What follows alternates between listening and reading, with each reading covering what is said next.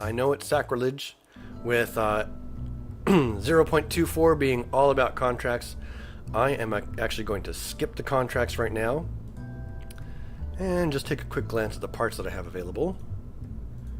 Okay. So, we are now on Tiger Mission 3.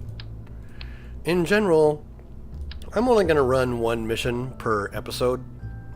So this is going to be a purely research mission. 1, 2, 3, 4. And actually, I'm getting ahead of myself.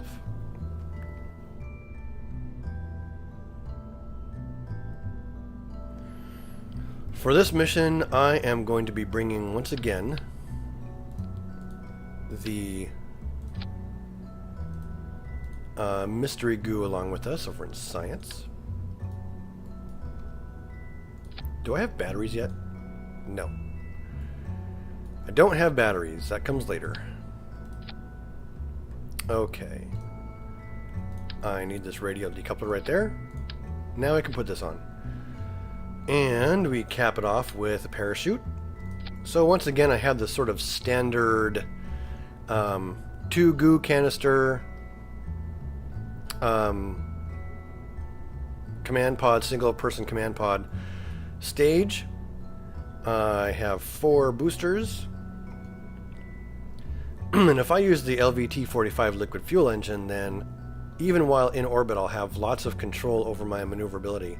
Or I could actually use the reaction wheel. The reaction wheel draws a lot of power though, and I have only a very small battery in this this pod.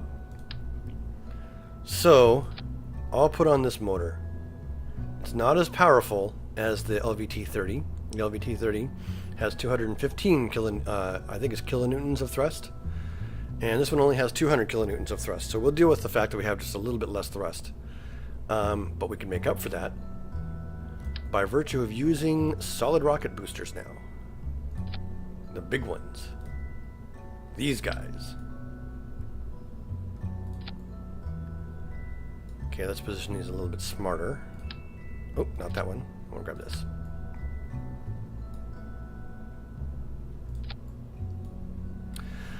Hold down the Alt key, click on that part, and I can bring myself a copy over here. Let's get it as matched up as we can. Come on.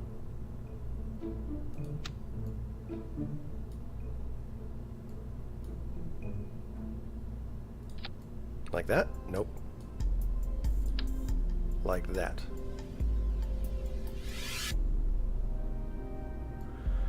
I don't know why it's not letting me place that. I'll try it the other way. Here we go.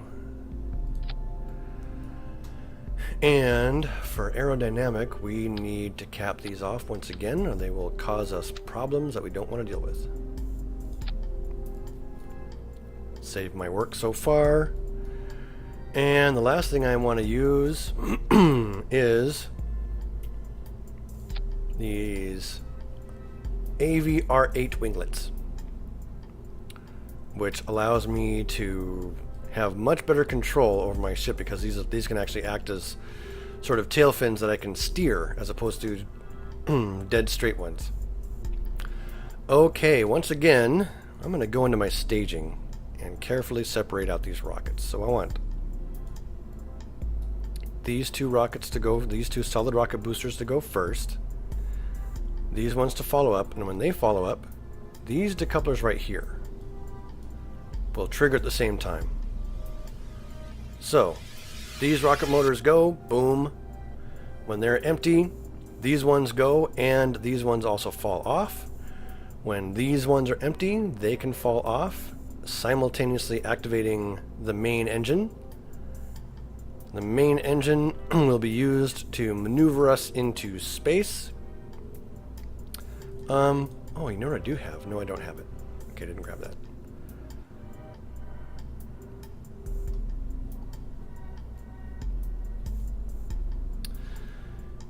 Now that we have the Sepatrons, we can add on a little bit of a safety measure. Put 2 Sepatrons right there.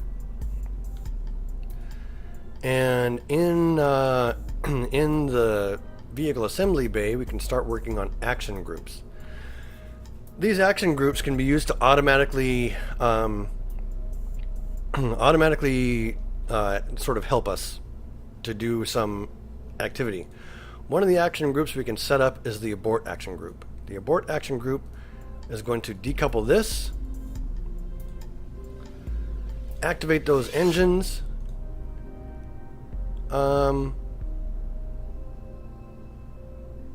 and deploy the parachute all at the same time.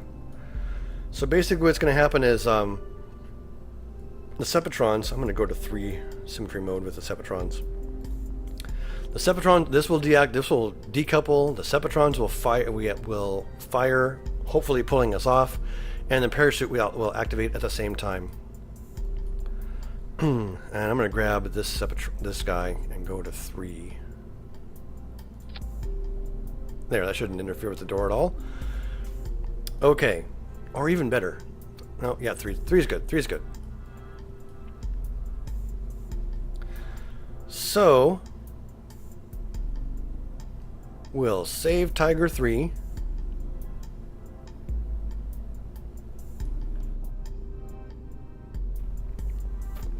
And now that we're in hardcore, yeah, all 3 of those activate together.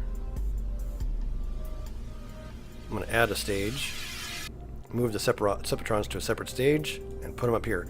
Basically, I don't want these things to stage at all unless it's an emergency. Only the abort button should actually do that for us. Double check my staging. And we're going to launch.